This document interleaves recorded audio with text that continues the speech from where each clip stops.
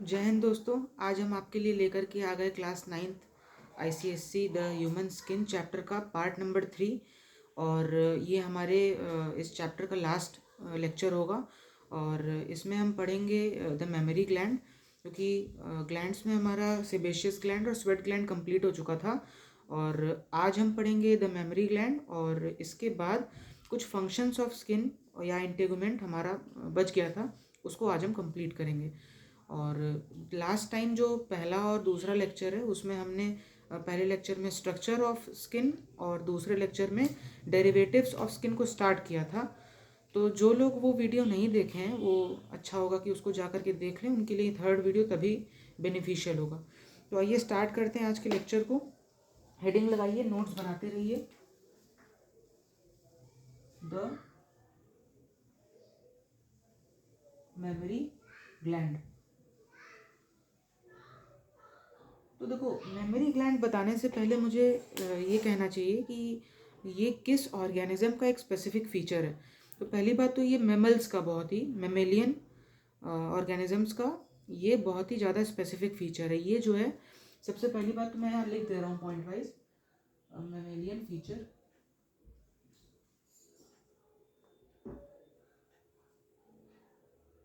और दूसरी चीज़ है कि this is for parental care.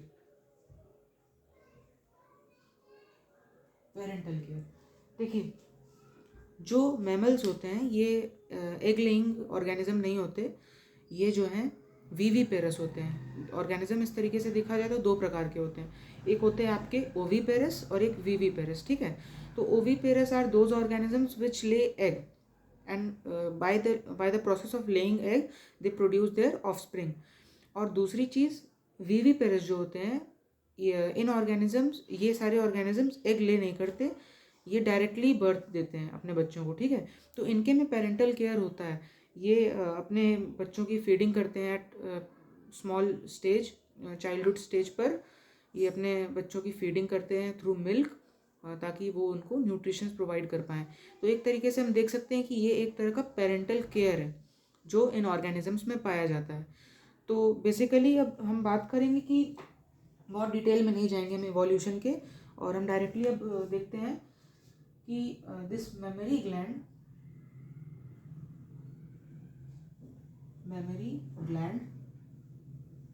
Is derived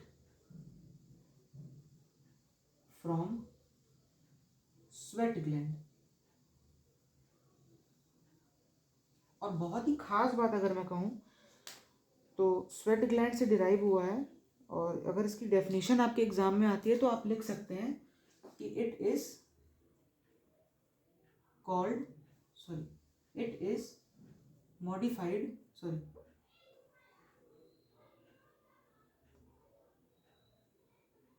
हाँ it is modified sweat gland. हमने स्वेट ग्लैंड पढ़ रखा था कि एपिडर्मिस की ऐसे 4 लेयर्स होती है, और फिर उसके बाद ये एपिडर्मिस आपका हो गया, फिर उसके बाद इसके नीचे डर्मिस आता है, और उसके नीचे होती है सबक्यूटेनियस लेयर। ठीक है, ये होती है आपकी सबक्यूटेनियस लेयर। तो यहाँ पर आपने देखा था लास्ट क्लास में हमने बताया था कि यहाँ पर एक ग्लैंड होता है जिसको हम स्वेट ग्लैंड कहते हैं। ठीक है, कुछ इस प्रकार की कॉन्यूलेटेड लॉन्ग ट्यूब्यूल्स के शेप में ऐसा होता है। तो ये स्वेट ग्लैंड जो होता है ना, यही मॉडिफाई हो जाता है और मेमोरी ग्लैंड बन जाता है। अब इसके मॉडिफाई होने के पीछे का रीज़न क्या है? देखो, मेमोरी ग्लैंड जो है ये मेल्स में भी पाया जाता है और फीमेल्स में भी पाया जाता है, लेकिन आप लोगों ने नोटिस किया होगा कि ये ज़्यादातर डेवलपमेंट इसका ज़्यादातर क्या, मैक्सिमम टाइम, एक्सेप्शनल केस कुछ डिसऑर्डर, जेनेटिक डिसऑर्डर को अगर छोड़ दिया जाए तो देखा जाता है कि इसका डेवलपमेंट फीमेल्स में होता है। ठीक है, अब इसका डेवलपमेंट फीमेल्स में कब होता है? At the time of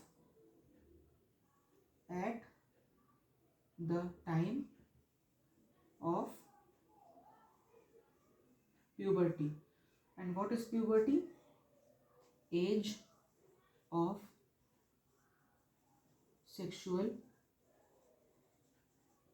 maturity. ठीक है, जब किसी भी ऑर्गेनिज्म के सेक्स ऑर्गन्स, रिप्रोडक्टिव ऑर्गन्स जब फुली मैच्योर होने के टाइम पर आ जाते हैं, उस पीरियड को हम क्या कहते हैं, प्यूबर्टी कहते हैं। ठीक है, तो इस टाइम पर क्या होता है ना कि फीमेल्स में ब्रेस्ट डेवलपमेंट स्टार्ट हो जाता है। ठीक है, उसका एनलार्जमेंट होने लगता है। आपने प्यूबर्टी में मेल और फीमेल में चेंजेस पढ़े होंगे, उनको क्या कहा जाता है, सेकेंडरी सेक्सुअल कैरेक्टरिस्टिक्स। ठीक है, तो ऐसा होता है कि फीमेल्स में सबसे पहली बात तो ब्रेस्ट डेवलपमेंट होता है, वहाँ पे फैट डिपॉजिशन स्टार्ट हो जाता है। बाकी सेकेंडरी सेक्सुअल कैरेक्टर्स जो है अभी हम डिस्कस नहीं करेंगे क्योंकि हमको इसके बारे में देखना है। तो पहले आप इतना नोट करिए, फिर उसके बाद मैं आपको डायग्राम के थ्रू उसके बारे में समझाऊंगा।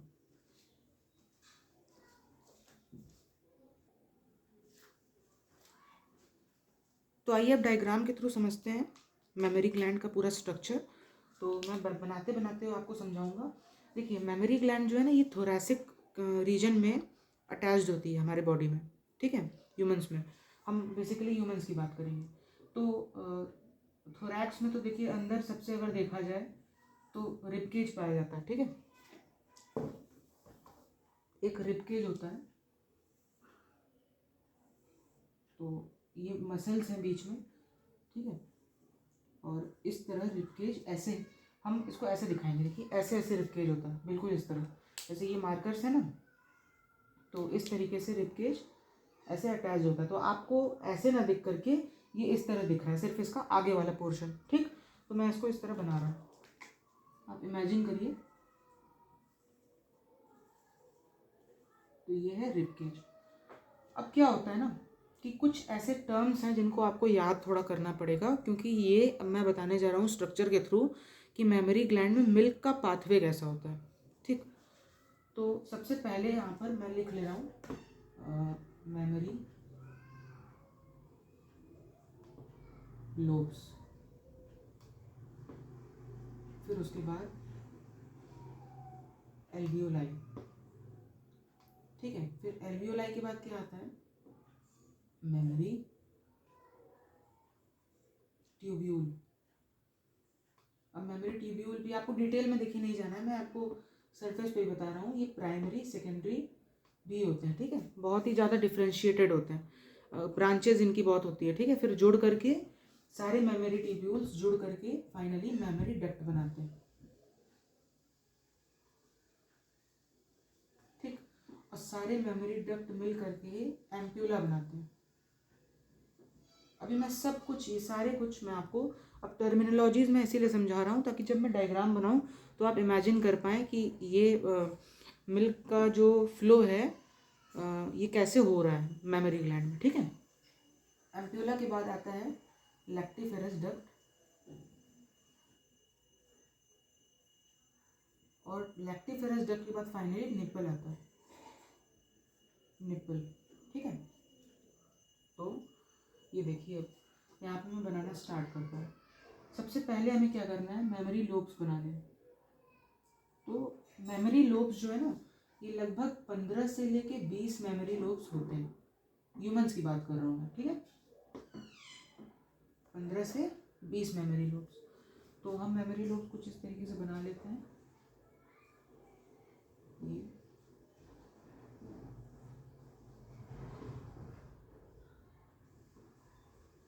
डायग्राम की लेबलिंग जो है ज़्यादातर एग्जामिनेशंस में पूछी जाती है।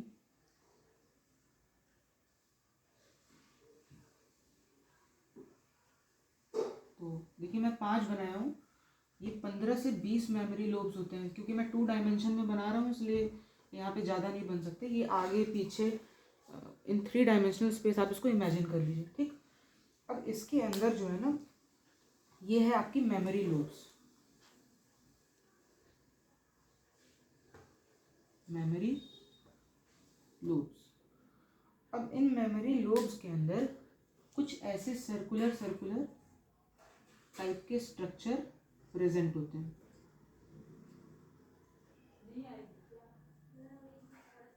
इस तरह सर्कुलर टाइप के स्ट्रक्चर प्रेजेंट होते हैं। बिल्कुल ध्यान से आप सुनते जाइएगा, और मैंने ये जो इधर जो फ्लो चार्ट बनाया है इसको ध्यान में रखिएगा। ठीक है, अब ये जो सर्कुलर स्ट्रक्चर मेमोरी लोब के अंदर प्रेजेंट है, इनको हम कहते हैं एल्वियोलाई। एल्वियोलाई प्लूरल टर्म है, आपने कई जगह एल्वियोलस भी लिखा हुआ तो देखा होगा, तो वैसा देख करके घबराइएगा मत कि कोई नया टर्म आ गया, वो उसका सिंगुलर होता है। एल्वियोलाई को हम सिंगुलरली क्या कहते हैं, एल्वियोलस कहते हैं, ठीक है। तो इस तरीके से सर्कुलर स्ट्रक्चर जिसको हम एल्वियोलाई कहते हैं, ये मेमोरी लोब्स के अंदर प्रेजेंट होता है। बहुत ध्यान से समझिएगा, इन एल्वियोलाई से कुछ ऐसे डक्ट निकलते हैं, इस तरह।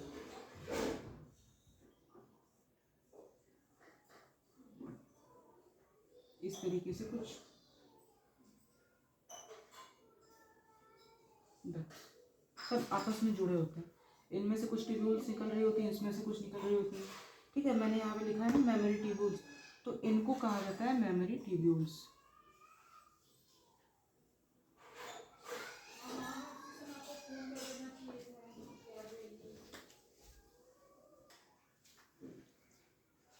तो ये मेमोरी लोब्स जो होते हैं, मेमोरी ट्यूब्यूल्स जो होती हैं, तो मेमोरी ट्यूब्यूल्स से फर्दर आप देखेंगे कि कुछ लोब्स ऐसे जॉइंट हो रहे होते हैं, कुछ ऐसे tube type structure, pipe type structure कह सकते हैं, ऐसे निकल रहे होते हैं यहाँ से, ठीक है। तो ये पाइप टाइप स्ट्रक्चर को हम कहते हैं मेमोरी डक्ट। देखिए ट्यूब्यूल्स के बाद मैंने डक्ट लिखा है, तो इनको मेमोरी डक्ट कहते हैं। ढेर सारे मेमोरी डक्ट यहाँ होते हैं। मेमोरी डक्ट यहाँ मैं लिख दे रहा हूँ,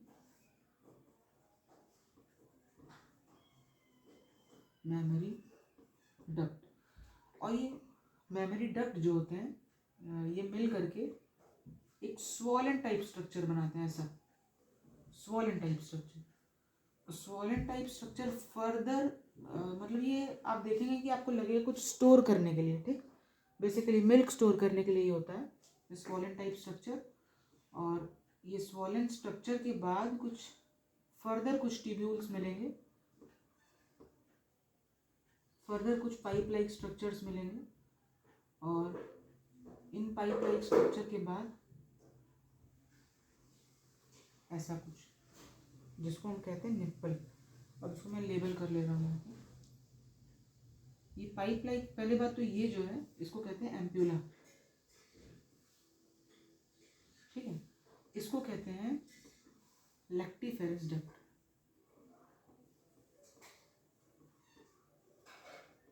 ठीक। ये पोर्शन को कहते हैं निप्पल, ठीक है।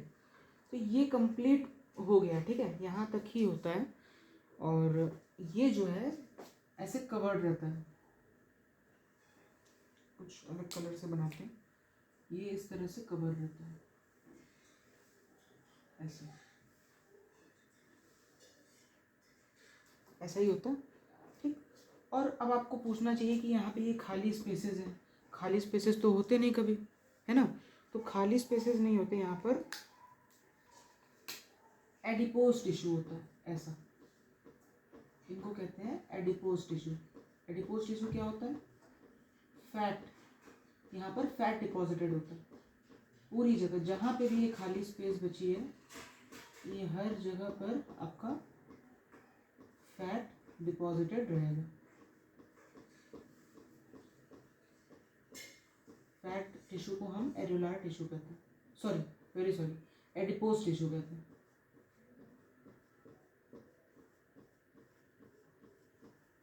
ये पूरा through out the memory gland ऐसे स्प्रेड आउट होता है। इसका फंक्शन क्या होता है, इसका फंक्शन होता है इट एब्जॉर्ब्स द शॉक। ये काफ़ी डेलिकेट ऑर्गन है, ठीक है, तो ये शॉक एब्जॉर्ब करने के लिए प्रेजेंट होता है। Fat tissues, adipose also, it is also known as adipose tissue. तो ये पूरा डायग्रामेटिक स्केच था मेमोरी ग्लैंड का। मैं आपको स्टार्टिंग से एक बार बता रहा हूँ किस ऑर्गन का क्या क्या फंक्शन है, और फिर से एक बार रिवाइज कर लेते हैं, ठीक है। तो पहली बात तो ये आपकी रिब्स है, ये है रिब्स, और शायद आप अरेंजमेंट को इसके इमेजिन कर पा रहे होंगे। मैंने आपको कहा ये रिब्स अगर मान लीजिए ऐसे है इस तरीके से, तो ये ऐसे ना दिख करके इस व्यू में आपको इस तरीके से दिख रही है, ऐसे दिख रही है, ठीक है। और ये दो रिब्स मान लीजिए, मैं दो रिब्स का इमेजिन ऐसे बता रहा हूँ, इस तरह है। इसके बीच में जो गैप है यहाँ पर मसल्स होंगे, ठीक है, कार्टिलेज या लिगामेंट होगा, कार्टिलेज, ठीक है, ऐसे दो बोन्स के बीच में, ठीक। तो ये आप ये वाला व्यू इसका देख रहे हैं, मैं फिर से ये बता दिया।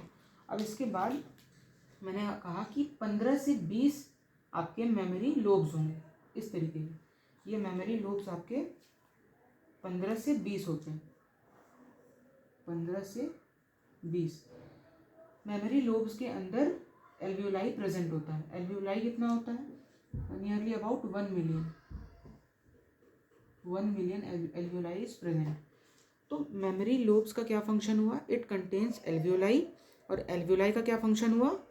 एल्वियोलाई का फंक्शन हुआ इट प्रोड्यूसेस मिल्क, ठीक है, ये मिल्क प्रोडक्शन के काम में आता है alveoli.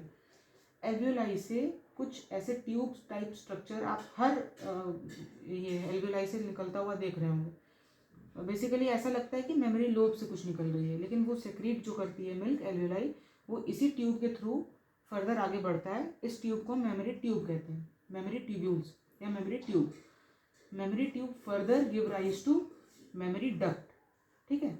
Memory duct give rise to ampulla. Ampulla is a swollen portion and it is responsible for temporary storage of milk, ठीक है। मिल्क इजेक्शन से पहले ये मिल्क को स्टोर करके रखता है, ठीक। अब ये एम्प्यूला मिल्क को स्टोर करके रखता है, और जब इसको सेक्रीट करना होता है मिल्क, तो ये पूरा मिल्क जो है ये लैक्टिफेरस डक्ट से निकल करके थ्रू निप्पल जो है ऑफस्प्रिंग या बेबी जो भी है जिसको पेरेंटल केयर चाहिए, वो इसको मदर प्रोवाइड करती है। तो ये डायग्रामेटिक स्केच था, आप इसको अच्छे से बना लीजिए इसका डायग्राम। और डायग्राम से भी ज़्यादा, डायग्राम बनाने से ज़्यादा इम्पॉर्टेंट है कि आप ये वर्ड्स को, कीवर्ड्स को समझ लीजिए, पहली बात। दूसरी बात कि मिल्क का फ्लो कैसे हो रहा है, ठीक है, किस और कौन से ट्यूब से कौन से ट्यूब में मिल्क का फ्लो हो रहा है, इसको समझना बहुत ही इम्पॉर्टेंट है। तो इसको आप नोट करिए, बनाइए, तब आगे बढ़ते हैं।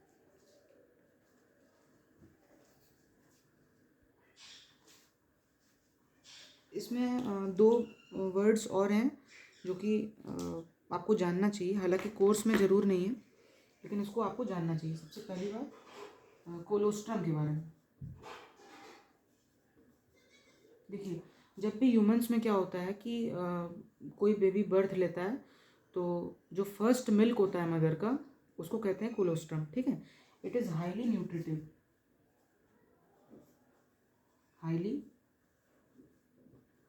Nutritive and rich in antibodies, ठीक है। एक तो ये चीज़ हो गई। दूसरी चीज़, मैं इसको थोड़ा सा इरेज कर रहा हूँ। दूसरी चीज़ है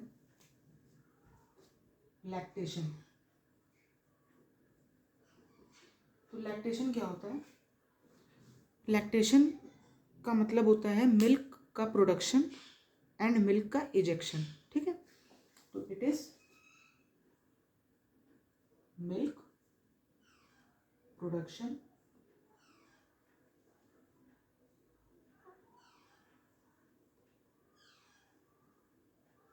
एंड मिल्क इजेक्शन, ठीक है। अब ये मिल्क का प्रोडक्शन कैसे होता है, किस हार्मोन के कारण होता है, और इजेक्शन किस हार्मोन के कारण होता है? देखो, इजेक्शन का एक पर्टिकुलर मैकेनिज्म होता है। बेबी के बर्थ लेने के बाद जब बेबी जो है ये निप्पल पर सक करता है, तो एक स्टिमुलाई जनरेट होती है, और स्टिमुलाई के जनरेशन से कुछ हार्मोनल चेंज आते हैं बॉडी में, तो उसके कारण ये इजेक्शन हो पाता है, ठीक। तो हार्मोनल चेंजेस जो है ये हमारे सिलेबस में तो नहीं है, हमारे कोर्स का नहीं है। हालांकि आप इसको एंडोक्राइन सिस्टम में पढ़ेंगे इन डेप्थ। तो अभी फ़िलहाल इतना ही है। लैक्टेशन का मतलब आप समझ गए। इसकी ज़्यादातर डेफिनेशन आपके एग्ज़ाम में पूछी जाती है, 1 वर्ड आंसर भी पूछा जा सकता है। आप इसको नोट करिए एकदम अच्छे से। इसके बाद हम अपने लेक्चर का आज का लास्ट टॉपिक डिस्कस करेंगे, जो कि है फंक्शंस, ठीक है। फंक्शंस इसके बाद हम डिस्कस करेंगे, और उसके बाद लेक्चर ओवर हो जाएगा। इतना आप नोट करिए पहले। मिटा दें, चलिए।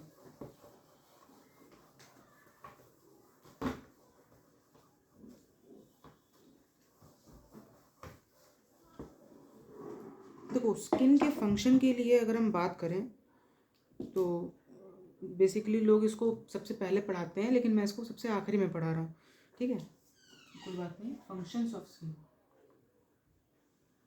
Functions of skin. तो स्किन के फंक्शन की अगर बात करें तो सबसे इम्पॉर्टेंट फंक्शन इसका है कि हमारी एक इम्यूनिटी होती है ना, तो हमको लगता है कि हमारे बॉडी में WBCs हैं, तो वही हमारा इम्यूनिटी को बिल्डअप कर रही है, ठीक है। लेकिन अगर कहा जाए तो ये होती है first line of defence. It is bodies first line of defence, और इसको बैरियर सिस्टम भी कहा जाता है, या बैरियर सिस्टम ऑफ इम्यूनिटी।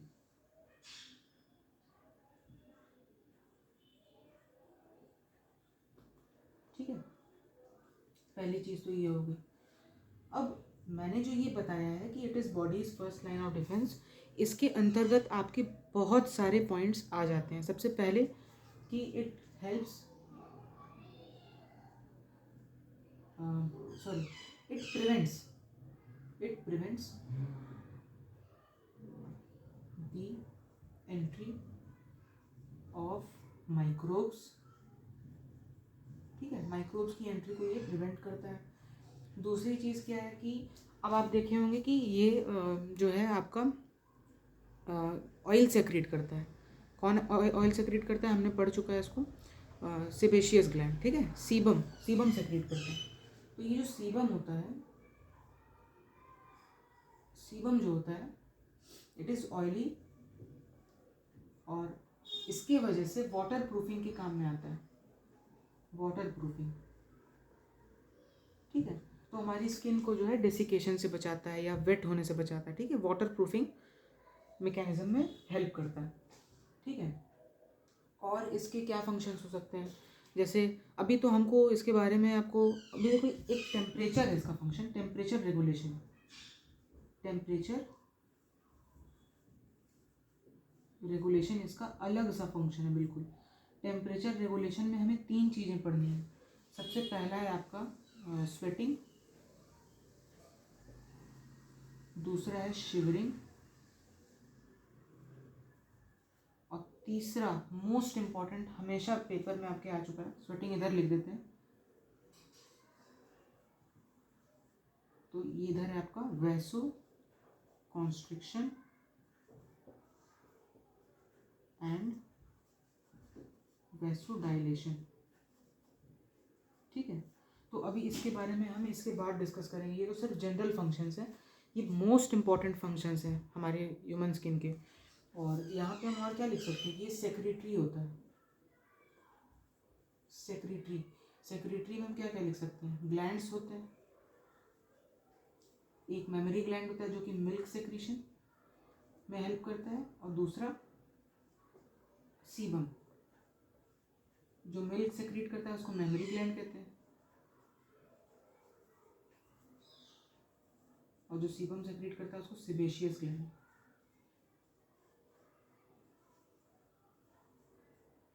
ठीक है, और लिख सकते हैं कि ये एक्सक्रीशन में हेल्प करता है,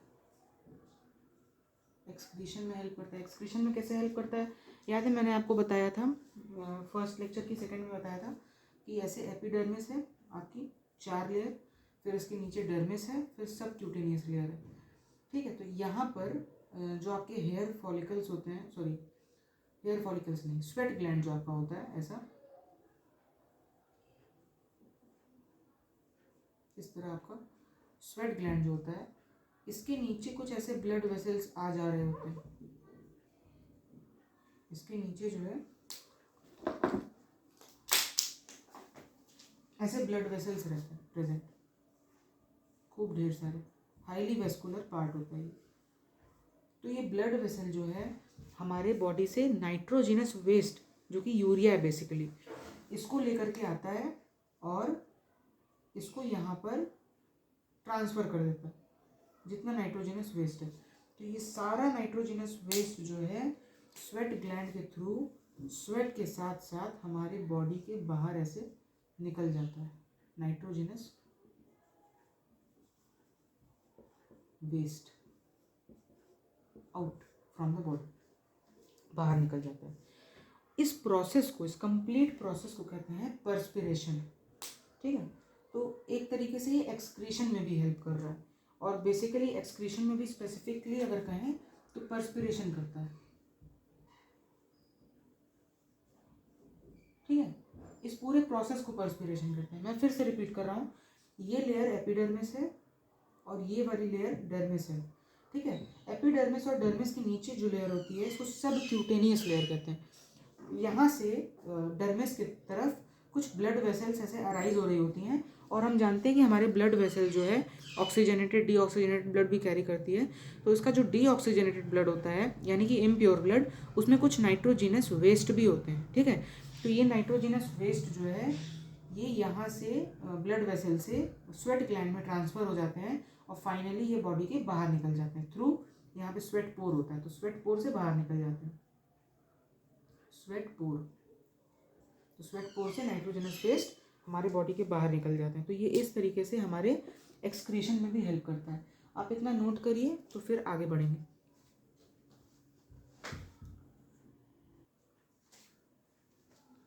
तो ये कुछ और भी इम्पॉर्टेंट फंक्शंस हैं हमारे ह्यूमन स्किन के। पहली बात तो ये विटामिन डी का सिंथेसिस करता है।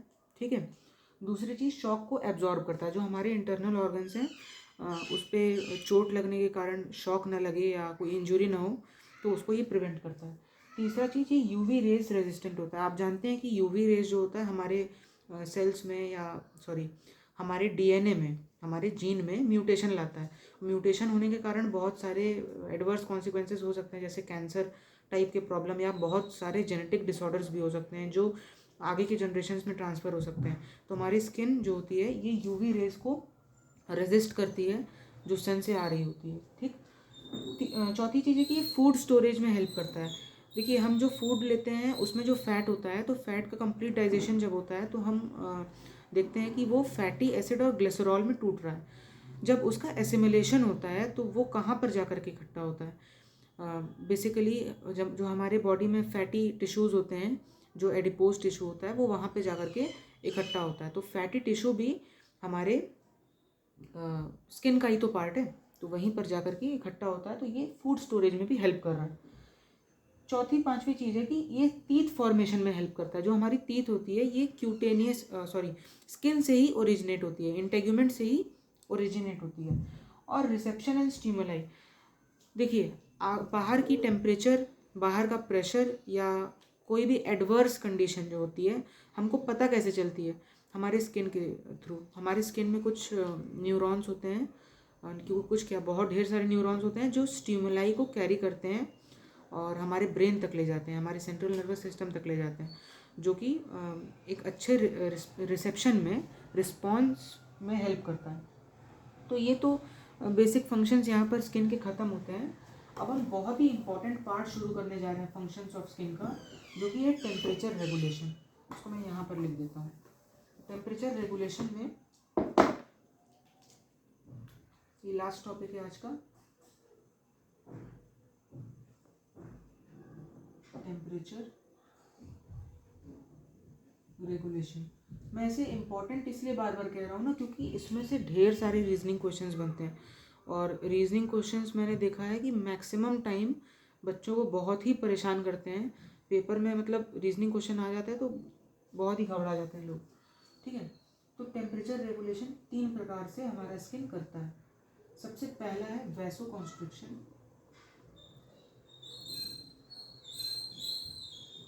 And vasodilation.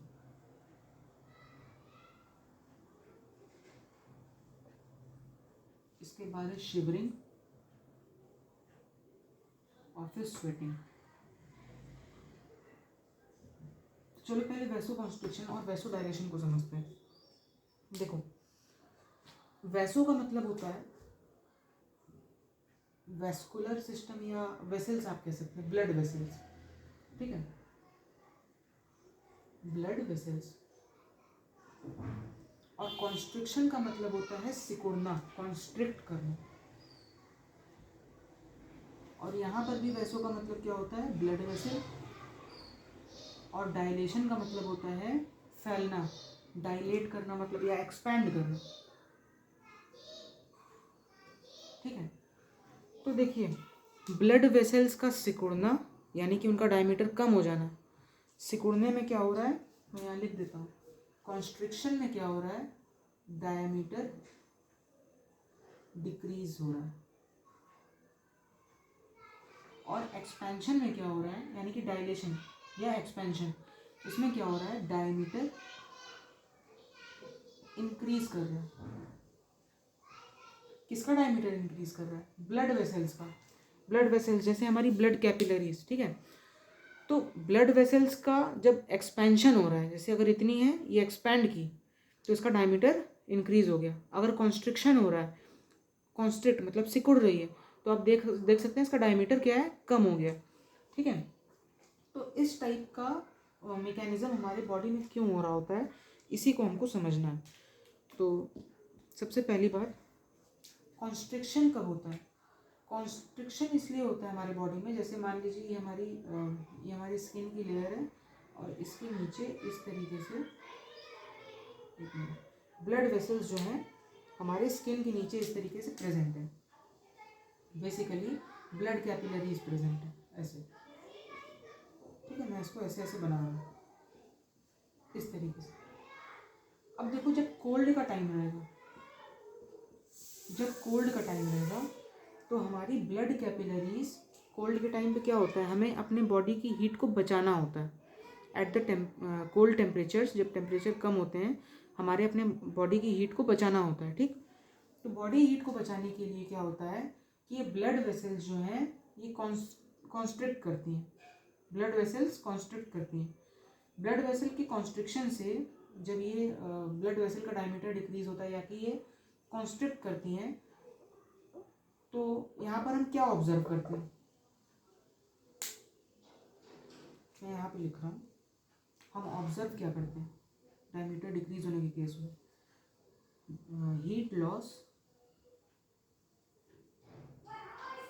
From the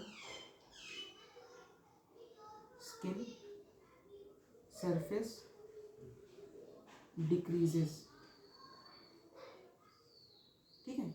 blood vessels यहाँ पे क्या है, नैरो हो गई, यानी कि इनका डायमीटर डिक्रीज हो गया। ये क्या है, कॉन्स्ट्रिक्टेड ब्लड वेसल्स।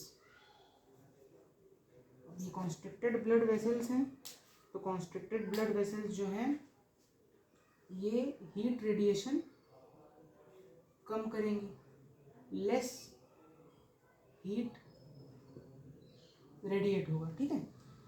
देखो, बात को कुछ ऐसे समझना है हमें कि बॉडी में जो कैपिलरीज होती हैं हमारी, वो ब्लड को कैरी कर रही होती हैं। तो ब्लड को कैरी कर रही हैं तो ब्लड के साथ साथ हीट भी तो कैरी हो रहा है। तो अगर कैपिलरीज का डायमीटर कम हो जाएगा तो डायमीटर कम होने से ब्लड फ्लो भी कम हो जाएगा। अगर यहाँ डायमीटर कम हो रहा है तो यहाँ पर डायमीटर कम होने के साथ साथ क्या हो रहा है, ब्लड फ्लो डिक्रीज हो जा रहा है। ब्लड फ्लो जो है ये डिक्रीज हो जा रहा है, और ब्लड फ्लो डिक्रीज जब हो जाएगा तो ब्लड के साथ साथ जो हीट एनर्जी आ रही है वो भी कम हो जाएगी। तो यहाँ पे कम हीट का रेडिएशन बाहर होगा थ्रू स्किन, ठीक है। जस्ट उल्टा होता है, ये तो कोल्ड कंडीशंस का है, यहाँ पे हमको अपना टेम्परेचर बचाना है। लेकिन अगर गर्मी का मौसम रहे, इन हॉट वेदर अगर बात करें, तो ये हमारी स्किन है और इसके नीचे कुछ इस प्रकार के आप देख सकते हैं ब्लड वेसल्स हैं। अब यहाँ पे आप देख रहे हो कि मैं कंपैरेटिवली मोटे ब्लड वेसल्स यहाँ पे बना रहा हूँ, बेसिकली ब्लड कैपिलरीज, ठीक है। तो यहाँ पर क्या हो रहा है, आप नोटिस करेंगे कि यहाँ पे ब्लड कैपिलरीज का जो डायमीटर इंक्रीज डायमीटर यहाँ पर है। तो डायमीटर इंक्रीज होने के कारण क्या हो रहा है, डायमीटर इंक्रीज होने से आप क्या समझ रहे हैं कि यहाँ पे जो ब्लड फ्लो है, ब्लड फ्लो ये इंक्रीज कर जाएगा, डायमीटर बढ़ेगा, ब्लड फ्लो इंक्रीज करेगा। ठीक। अब ब्लड फ्लो जब यहाँ इंक्रीज करेगा तो more heat energy will be radiated from the surface of skin. यहाँ पर more heat energy will be radiated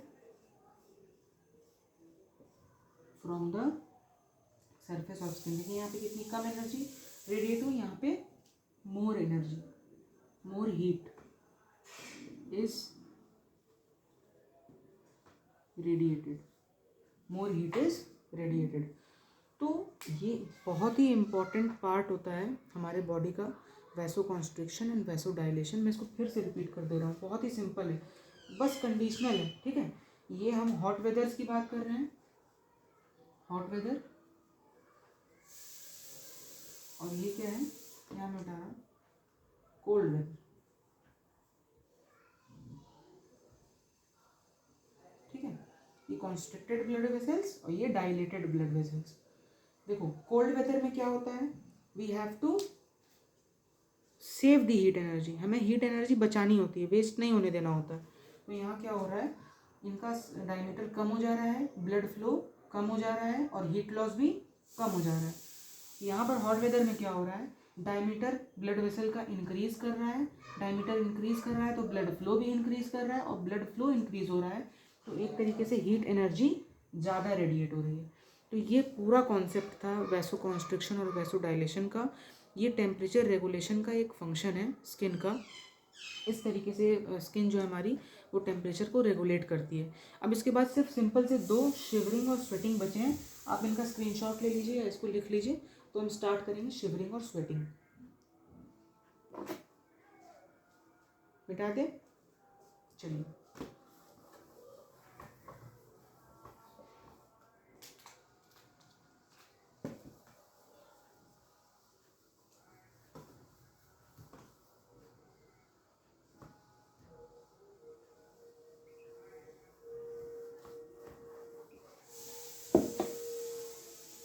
shivering, देखो शिवरिंग बहुत ही सिंपल सा है, छोटा सा, ज़्यादा इसमें नहीं है कुछ। देखो सबसे पहली बात फ्लो चार्ट के थ्रू समझो। कोल्ड वेदर के टाइम पर, कोल्ड वेदर के टाइम पर क्या होता है, कोल्ड वेदर के टाइम पे क्या होता है, हमें हीट की कमी हो जाती है, हमें ठंड लगती है, ठीक है, हीट कम हो जाता है। तो हीट के कम हो जाने से क्या होता है, हमारे अंदर इन स्किन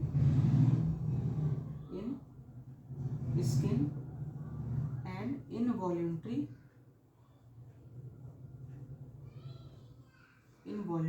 मूवमेंट स्टार्ट्स। देखो इनवॉल्यूंटरी मूवमेंट का क्या मतलब है, जब कोई व्यक्ति कांप रहा होता है तो जब तक उसको गर्म ना करो तब तक उसकी कपाहट रुकती नहीं है, वो शिवर करता ही रहता है, ठीक। तो इसीलिए इसको इनवॉल्यूंटरी कहा गया है, because it is not in are control. Shivering हमारे कंट्रोल में नहीं होती। अगर कोई कांप रहा है तो जब तक उसके टेम्परेचर को रेगुलेट नहीं किया गया, जब तक उसको हॉट वेदर में या गर्म कंडीशंस में नहीं रखा गया, तब तक वो कांपता रहेगा। तो ये हमारा इनवॉल्यूंटरी मूवमेंट स्टार्ट हो जाता है। और इनवॉल्यूंटरी मूवमेंट स्टार्ट हो जाने के कारण, अब देखो मूवमेंट क्यों होती है हमारे स्किन में, मूवमेंट होने का कारण है टू जनरेट हीट, ठीक है। तो कुल मिलाकर के कहने का यही मतलब है कि जब हमको ठंडी लगती है और हम कांपते हैं तो कांपने का जो मैकेनिज्म है ये हीट जनरेट करने के लिए ही होता है, ठीक है। इसका सिंपल सा यही मैकेनिज्म है और कोई मैकेनिज्म नहीं, सिंपल, ठीक है। आप इसको लिख लीजिए, फिर उसके बाद हम स्टार्ट करेंगे स्वेटिंग। नोट करिए इसको, हो गया। चलिए स्वेटिंग स्टार्ट करते हैं।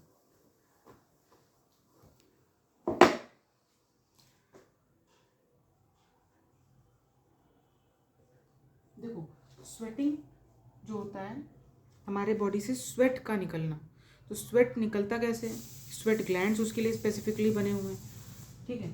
तो ऐसे फिर से मैं बता रहा हूँ, 4 लेयर एपिडर्मिस, ठीक। एपिडर्मिस ये पूरा है 4 सब लेयर्स में डिवाइडेड होता है, फिर इसके नीचे डर्मिस होता है, फिर सबक्यूटेनियस लेयर होता है। अब यहाँ से स्वेट ग्लैंड कुछ इस प्रकार ऐसे ऐसे ऐसे ऐसे निकला होता है, ठीक है, बार बार इसको मैं रिपीट कर रहा हूँ। स्वेट ग्लैंड यहाँ से निकला होता है, इसको बोलते हैं स्वेट ग्लैंड। ये स्वेट प्रोड्यूस करता है और इसको स्वेट पोर के थ्रू बाहर निकालता है, स्वेट पोर के थ्रू बाहर निकालता है। तो इसको बहुत ध्यान से समझिएगा, ये भी हमारे बॉडी में टेम्परेचर रेगुलेशन के लिए होता है। सबसे बड़ी चीज़ की for maintaining cold body temperature. देखिए अब ध्यान से सुनिएगा, देखो हॉट कंडीशन में क्या होता है, हमारी बॉडी क्या हो जाती है, वार्म हो जाती है। हॉट कंडीशंस में बॉडी वार्म हो जाती है। और बॉडी वार्म जब हो जाती है तो क्या होता है, ये स्वेट ग्लैंड स्वेट प्रोड्यूस करता है। स्वेट ग्लैंड स्वेट प्रोड्यूस करेगा तो क्या होगा, स्वेट जो है हमारे इस स्वेट पोर से बाहर निकलेगा और ऐसे ऐसे ऊपर वाटर ड्रॉपलेट्स के फॉर्म में इस तरह रहेगा। मैं ऐसे बना रहा हूँ, मतलब समझ रहे हैं आप। यहाँ पर और भी ढेर सारे स्वेट ग्लैंड्स हैं, यहाँ पे ढेर सारे स्वेट ग्लैंड्स हैं, ऐसा आप इमेजिन करिए, बहुत ढेर सारे होते हैं। ठीक है, तो इस तरीके से होगा। अब देखो अगर यहाँ पर एयर का फ्लो हो रहा हो, अगर एयर का फ्लो हो रहा हो तो क्या होगा, एयर का जब फ्लो होगा तो हमारे ये स्वेट का बहुत ही तेज़ी से इवेपोरेशन स्टार्ट हो जाएगा। ठीक है, बॉडी वार्म हो गई, इसके बाद स्वेट प्रोड्यूस्ड हो गया। ठीक है, अब यहाँ से दो कंडीशंस, यहाँ से दो कंडीशंस निकलती हैं। एक है कि अगर एयर हुआ, इन एयर या मोर एयर, खूब हवा चल रही। और दूसरा कंडीशन है लेस एयर। तो मोर एयर के केस में क्या होगा बताइए, sweat will be evaporated faster. और स्वेट जब ज़्यादा जल्दी इवेपोरेट होगा, ये स्वेट जो है आपका हवा चलने के कारण जल्दी से इवेपोरेट हो जाएगा। तो यहाँ से मोर अमाउंट ऑफ, क्या कह सकते हैं आप, जैसे हवा चलती है, हमें पसीना होता है तो क्या होता है, ठंड थोड़ी सी लगती है, थोड़ा हम ठंडा महसूस करते हैं। तो स्वेट प्रोडक्शन इसलिए भी होता है कि हमारे बॉडी को थोड़ा सा कूलनेस प्रोवाइड करे, हीट को बाहर रेडिएट करना। ठीक है, इस तरीके से अगर एयर होगा, स्वेट यहाँ से इवेपोरेट होगा और हमारी बॉडी कूल हो जाएगी। Sweat will be evaporated faster and finally body will be cool, body cooled हो जाएगी। अब दूसरा केस समझो, अगर लेस एयर होगा तो, अगर लेस एयर है तब क्या होगा, स्वेट इवेपोरेट नहीं होगा, स्वेट का इवेपोरेशन डिक्रीज हो जाएगा। और स्वेट का इवेपोरेशन डिक्रीज हो जाएगा तो बॉडी टेम्परेचर इंक्रीज होगा। बॉडी टेम्परेचर इंक्रीज होगा तो आप इसके कॉन्सिक्वेंसेस जानते ही हैं। ठीक है, तो पर्सन विल, अब यहाँ से भी दो कंडीशन है, या तो पर्सन फेंट होगा या तो डाई। ठीक है, बहुत ही एडवर्स होगा तो पेशेंट विल नॉट सर्वाइव, और अगर हल्का फुल्का बॉडी टेम्परेचर राइज हुआ है तो पर्सन विल फेंट। तो ये हमारा स्वेटिंग का, शिवरिंग का, वैसोकॉन्स्ट्रिक्शन और वैसोडाइलेशन है, ये सभी टेम्परेचर रेगुलेशन का पूरा कॉन्सेप्ट मैंने यहाँ बता दिया है, बहुत ही इन डिटेल बताया है। ठीक है, और ये फ्लो चार्ट के थ्रू समझना काफ़ी ज़्यादा आसान होता है। हॉट कंडीशन में बॉडी वार्म होगी और स्वेट प्रोड्यूस होगी। स्वेट प्रोड्यूस होगी, अगर एयर मिला तो स्वेट जल्दी इवेपोरेट होगी, बॉडी जल्दी कूल हो जाएगी। अगर एयर नहीं मिला तो स्वेट कम इवेपोरेट होगी, बॉडी टेम्परेचर इंक्रीज करेगी, पर्सन विल फेंट और डाई। तो ये सिंपल सा फ्लो चार्ट के थ्रू मैंने समझाया है। तो ये चैप्टर का यहाँ पर एंड हो जाता है और आप इसके क्वेश्चंस जो है अपने बुक के पीछे के सारे क्वेश्चंस इसको सॉल्व कर लें और मिलते हैं नेक्स्ट सेशन में। तब तक के लिए पढ़ाई करते रहें और जय हिंद।